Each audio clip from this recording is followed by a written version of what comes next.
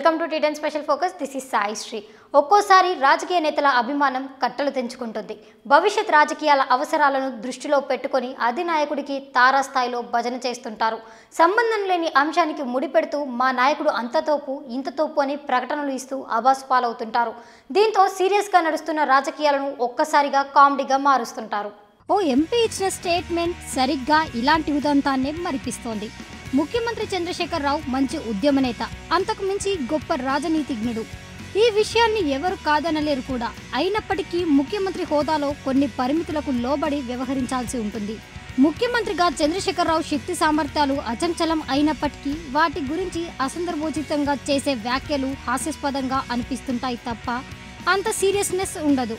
Bhuvanagiri MP బూర నర్సయ్య గౌడ్ చేసిన వ్యాఖ్యలు అచ్చు ఇలాంటి పరిణామాలనే తలపిస్తున్నాయి. ఇంతకీ సదరు ఎంపీ గారు ముఖ్యమంత్రి నుంచి ఏం ఆశించి ఈ వ్యాఖ్యలు చేశారో, అసలు ఆ వ్యాఖ్యల సారాంశం ఏంటో ఓసారి చూద్దాం. కేసీఆర్ వంటి స్థిరమైన ఆలోచన కలిగిన నాయకుడి ద్వారానే కాశ్మీర్కు పరిష్కారం లభిస్తుందని ఎంపీ బూర నర్సయ్య గౌడ్ అన్నారు. రానున్న రోజుల్లో కేసీఆర్కు కేంద్రాన్ని ప్రభావితం చేసే అవకాశం వస్తే కాశ్మీర్తో పాటు అయోధ్య రామమందిరం సమస్యకు పరిష్కారం చూపగలరని విశ్వాసం వ్యక్తం చేశారు. రామమందిరం వ్యతిరేకిస్తున్న వాళ్లతోనే భూమి పూజ చేయించగలరని వ్యాఖ్యానించారు. ఇలాంటి ప్రకటనలు శృతిమించి చేసినట్టుగా అనిపించడం తప్ప మరో ప్రయోజనం ఉండదనే చర్చ జరుగుతోంది.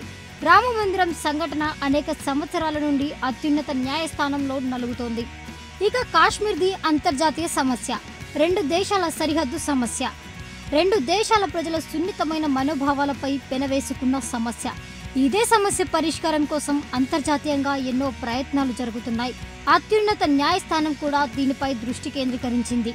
ఇలాంటి సున్నితమైన అంశాల పట్ల స్పందించేటప్పుడు కాస్త సంయమనం పాటించాలని రాజకీయ విశ్లేషకులు భావిస్తున్నారు. ముఖ్యమంత్రి మెప్పు కోసం ఏదంటే ఆ అంశంపై మాట్లాడితే నలుగురిలో స్థాయి తగ్గించుకోవడం తప్ప మరొకటి కాదనే భావనలు కూడా వినిపిస్తున్నాయి. ఇది ఇవాళ టీ10 స్పెషల్ ఫోకస్. కీప్ వాచింగ్ టీ10. ఈ వీడియో మీకు నచ్చినట్లయితే లైక్ చేయండి, షేర్ చేయండి. ఇలాంటి మరిన్ని అప్డేట్స్ కోసం మన ఛానల్ని సబ్స్క్రైబ్ చేసి కింద కనిపిస్తున్న బెల్ బటన్ని క్లిక్ చేయండి.